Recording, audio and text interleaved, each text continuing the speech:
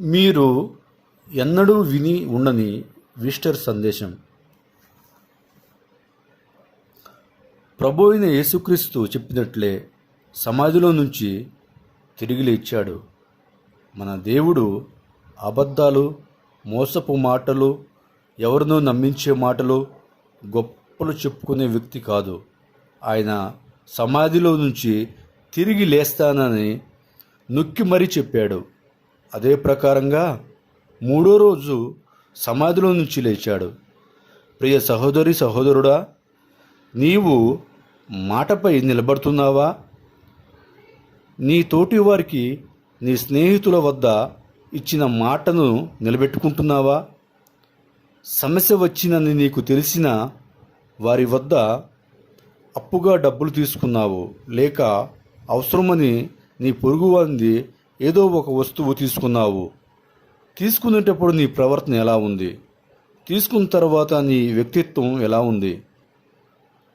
ఇచ్చిన మాట ప్రకారం నీవు పుచ్చుకున్నది మరలా వారిని బాధపెట్టకుండా తిరిగి ఇచ్చేవాడిగా ఉన్నావా? ఇచ్చేదానివిగా ఉన్నావా? లేక వారిని 3 చెరువులు నీరు తాగించేవానిగా ఉన్నావా? ఒక్కసారి ఆలోచించు. ప్రభువైన యేసుక్రీస్తు ఎక్కడా అబద్ధం ఆడలేదు. గనుక తన బిడ్డలుగా మనం కూడా అబద్ధం ఆడకూడదనే, ఎటువంటి పాపం చేయకూడదనే మన కొరకు ఆయన సిలువలో మరణించి ఆయన చెప్పినట్లుగానే తిరిగి మూడో రోజు సమాధిలో నుంచి లేచాడు. మరి నీవు ఈరోజు చెప్పినట్లుగా నీ తోటివారి వద్ద నుంచి తీసుకున్న ఏదైనా కావచ్చు, అది మరలా వారికి తిరిగి ఇచ్చి మాటను నిలబెట్టుకుంటున్నావా? జాగ్రత్త.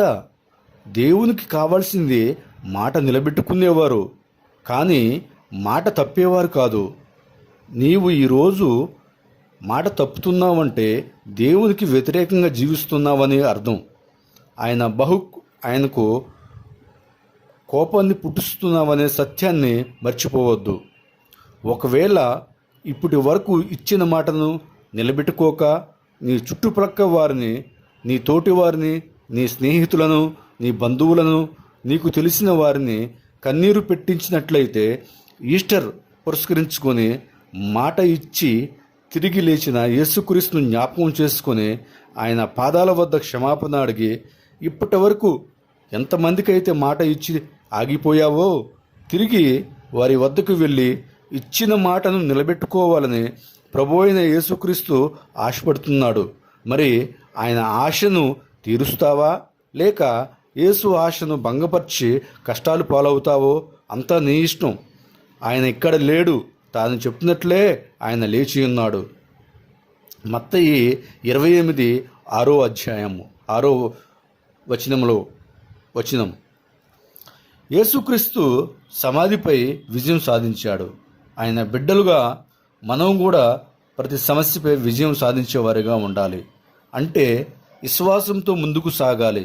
ఈరోజు నీవు కలిగి ఉన్న ఆర్థిక ఇబ్బందులు కావచ్చు, అనారోగ్య పరిస్థితులు కావచ్చు, అప్పుల సమస్య కావచ్చు, కుదరని రోగాల సమస్యలు కావచ్చు, ఉద్యోగంలో ఇబ్బందులు సమస్య కావచ్చు, కుటుంబంలో సమస్యలు కావచ్చు, వివాహం సమస్య కావచ్చు, అది ఎంత సీనియర్ సమస్య అయినా కావచ్చు, ఆ సమస్య నిన్ను బ్రతకనివ్వకుండా ఉక్కిరిబిక్కిరి చేసే సమస్య కావచ్చు.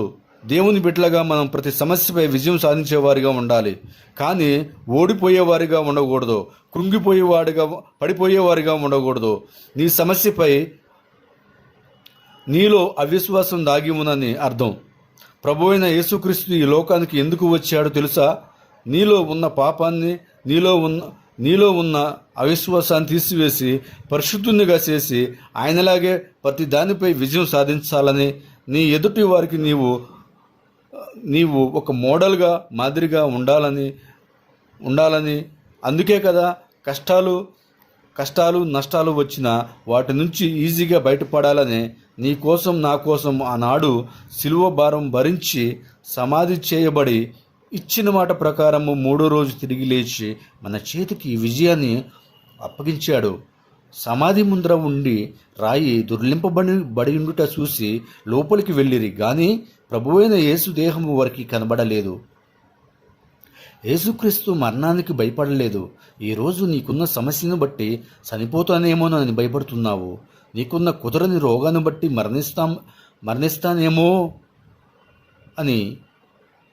మరణిస్తే నా కుటుంబం పరిస్థితి ఏమిటి, నా బిడ్డల పరిస్థితి ఏమిటి, నా బిడ్డల వివాహాల పరిస్థితి ఏమిటి అని బాధపడుతున్నావు కదూ. ఈ అప్పులు తీర్చలేను, ఆ సమస్య నుంచి బయటపడలేను, వారు నన్ను బ్రతకనివ్వరు, ఆ ఘోరమైన సమస్య నుంచి బయటపడలేను, నాకు ఇంకా వివాహం కాదు, విడిచిపెట్టి వెళ్ళిన నా భార్య, నా భర్త, నా బిడ్డలు ఇక నా వద్దకు వచ్చే మార్గాలు కనిపించడం లేదని బాధపడుతున్నావు కదా. ఆ బాధ నిన్ను ఉక్కిరిబిక్కిరి చేస్తూ ఇంకెందుకు బ్రతకటం, ఆత్మహత్యే దీనికి పరిష్కారం అని అనుకుంటున్నావు కదూ. ప్రియ సహోదరి, సహోదరుడా, నేను సైతాను చేతిలో పడి మరణించకూడదనే ఈ భూమిపై బ్రతికిన 4 రోజులు సంతోషంగా బ్రతకాలనే ఆశతో ప్రభువైన యేసు క్రీస్తు ఈ లోకానికి వచ్చి శిలువ భారం భరించి సమాధి చేయబడి చెప్పిన మాట ప్రకారము 3వ రోజు లేచి మన కన్నీటిని తుడిచివేశాడు కదూ. మరి ఈరోజు ఒక దేవుని బిడ్డగా కన్నీరు కార్చడము, ఆత్మహత్య చేసుకోవాలని అనుకోవడము నీకు తగునా?